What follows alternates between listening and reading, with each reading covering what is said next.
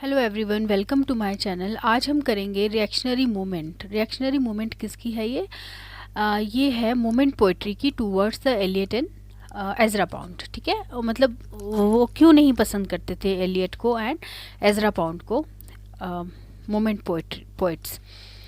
चलो will start now. John veins autobiography, Sprightly Running, speaks of Oxford in the early 40s, when a group of friends with a community of interests clustered together for mutual encouragement and support.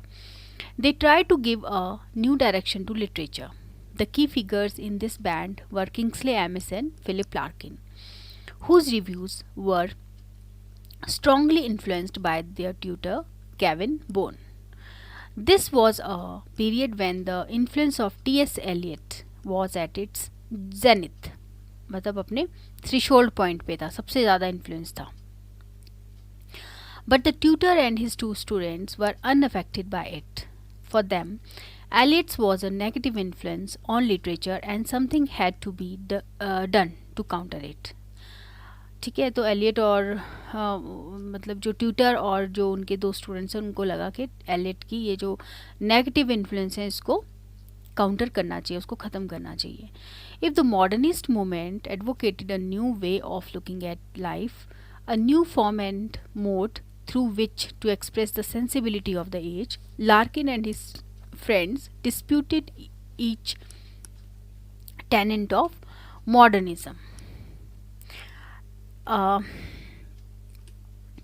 अगर modernist movement जो है वो advocate कर रही है, मतलब एक नए तरीके को एडवोकेट कर रही है, न्यू फॉर्म को, है ना, एडवोकेट कर रही है, तो लार्किन एंड उनके जो फ्रेंड हैं वो उन्होंने मॉडर्निज्म की हर एक चीज़ को मतलब उसके अगेंस्ट बोला उन्होंने, है ना. ठीक है. In fact Philip Larkin went to the extent of saying that Ezra Pound, Pablo Picasso and Charlie Parker were three villains of the age. उन्होंने क्या बोला? Ezra Pound, Pablo Picasso and Charlie Parker जो थे वो थ्री विलन थे age के. What Pound, the revolutionary, the unconventional painter Picasso and the controversial modern jazz saxophonist Parker had in common was the spirit of innovation. वो innovate करना चाहते थे कुछ ना कुछ, ये तीनों. Ezra Pound with Eliot, weary of hackneyed poetic modes, advocated a means Ezra Pound Eliot के साथ मिलके advocated a new way of approaching poetry directly with the minimum possible words, creating images striking for their clarity and appropriateness.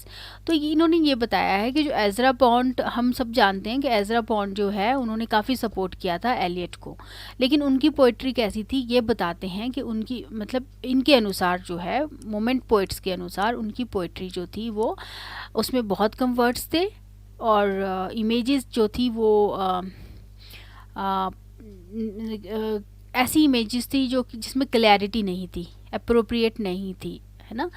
और Ezra pound जो था वो unconventional थे, है ना, और बहुत ही लाउड थे, बहुत ही चमक धमक वगैरह दिखाना इस तरह के थे.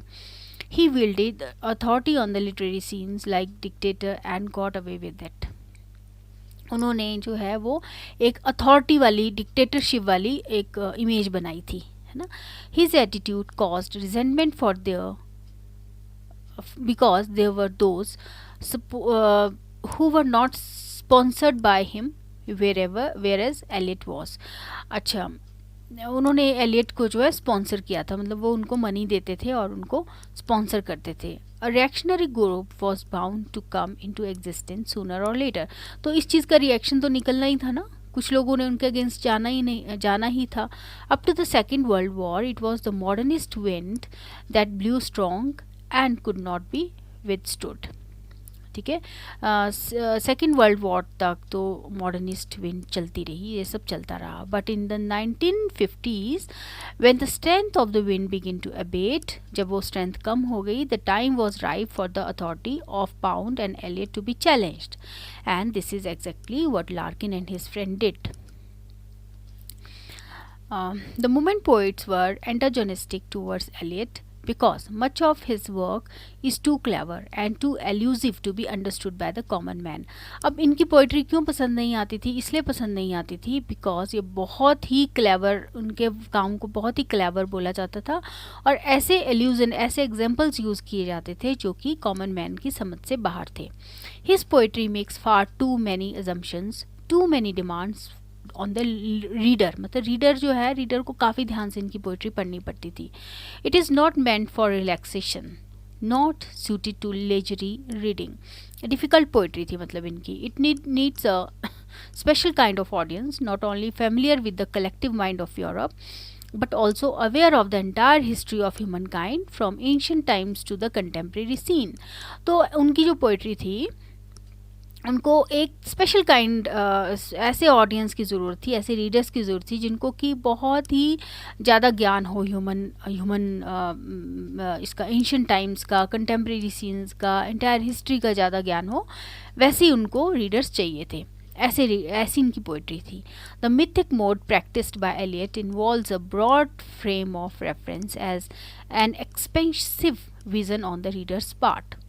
मतलब वही बोल रहे हैं कि उनको बहुत ज़्यादा ज्ञान की ज़रूरत थी उनके रीडर को.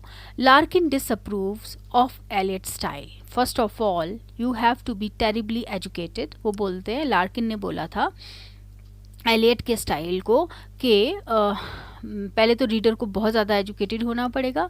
You have to read everything to know these things and secondly you have got somehow to work them in to show you are working them in. चलो इसको छोड़ते हैं. मतलब यही है कि एजुकेटेड होना पड़ेगा और उनको सब चीज़ों का ज्ञान होना चाहिए रीडर को.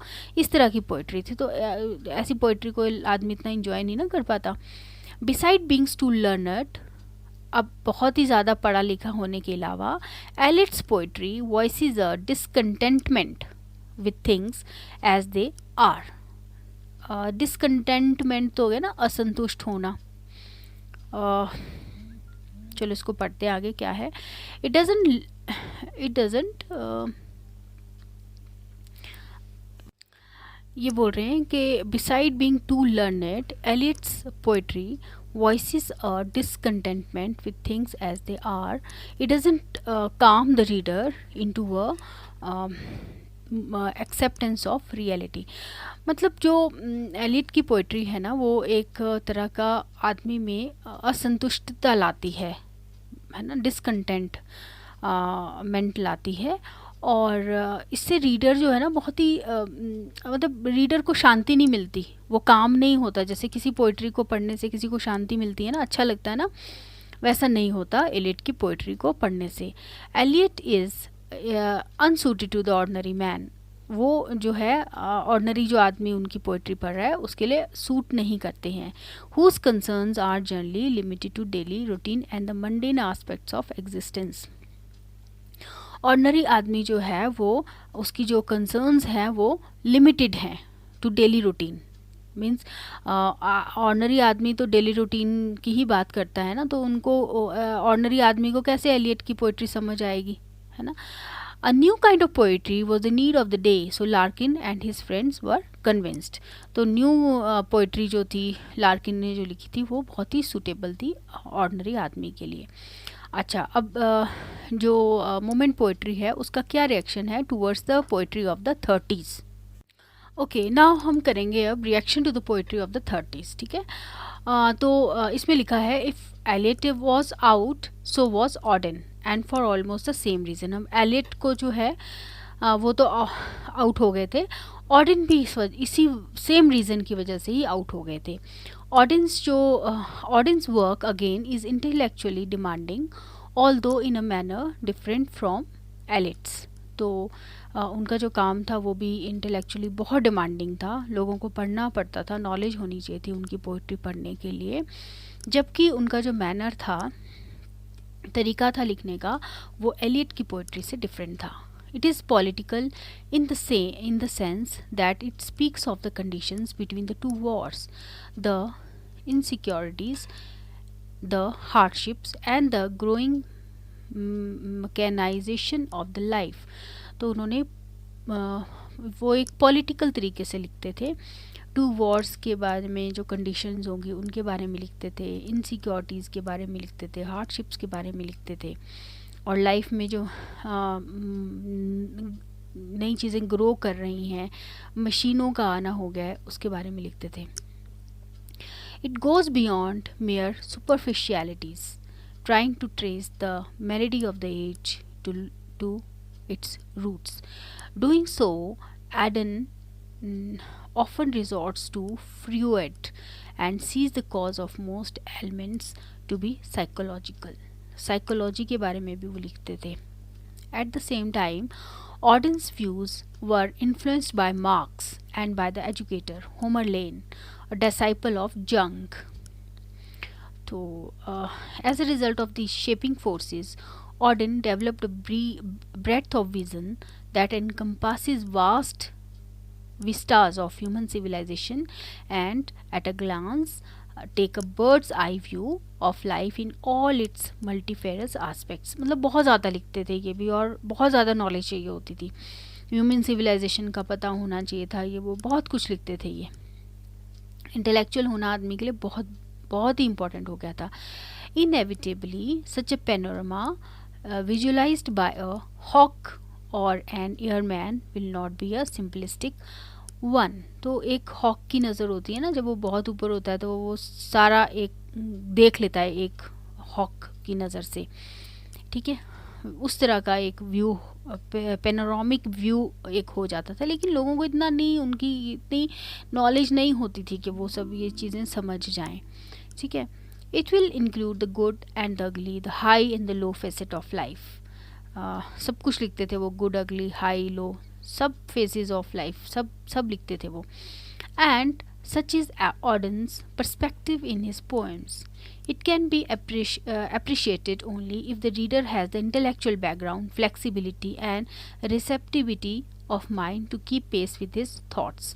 But for the moment poet of the 50s, he was just too clever. तो जो मोमेंट पोइट्स है वो क्या बोलते थे, वो बहुत ही क्लेवर हैं. कौन? ऑडेन, जो कि 1930 में जिन्होंने लिखा था, है ना. ऑडेन, AUDEN, ऑडेन, ठीक है. उसके बाद हम आते हैं रिएक्शन टू डायलन थॉमस. अब डायलन थॉमस हमने पहले पढ़ा है, उनकी पोइट्री भी इनको पसंद नहीं आई थी, तो इन्होंने क्या किया था, इनकी पोइट्री के बारे में लिखा था कि Dylan Thomas went out of favour with the moment but for entirely different reasons. Dylan Thomas जो हैं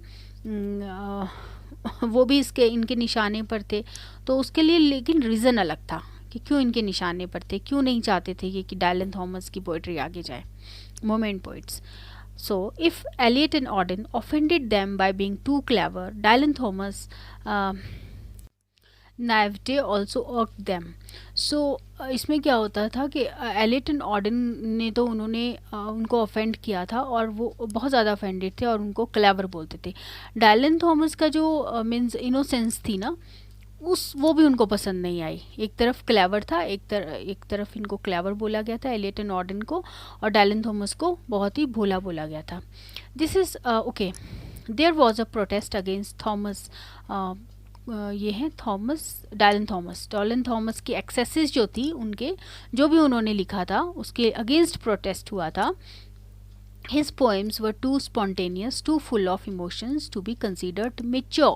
वो इतनी spontaneous, इतनी ज़्यादा इमोशन से भरी हुई थी कि उनको मेच्योर, उनको ऐसा बोला जाता था कि ये अच्छी poems नहीं हैं.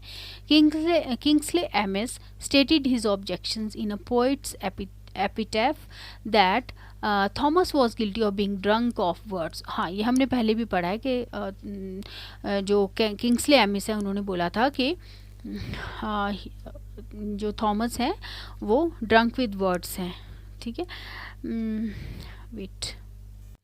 सो इसके साथ ही हम ये फिनिश करते हैं इस वाले इसको, है ना. रिएक्शनरी मोमेंट को हम फिनिश करेंगे. इसमें हमने पढ़ा कि क्या रिएक्शन था Eliot Pound and poets of the 30s and reaction to Dylan Thomas. क्या रिएक्शन था मोमेंट पोइट्री का इनके अगेंस्ट, ठीक है.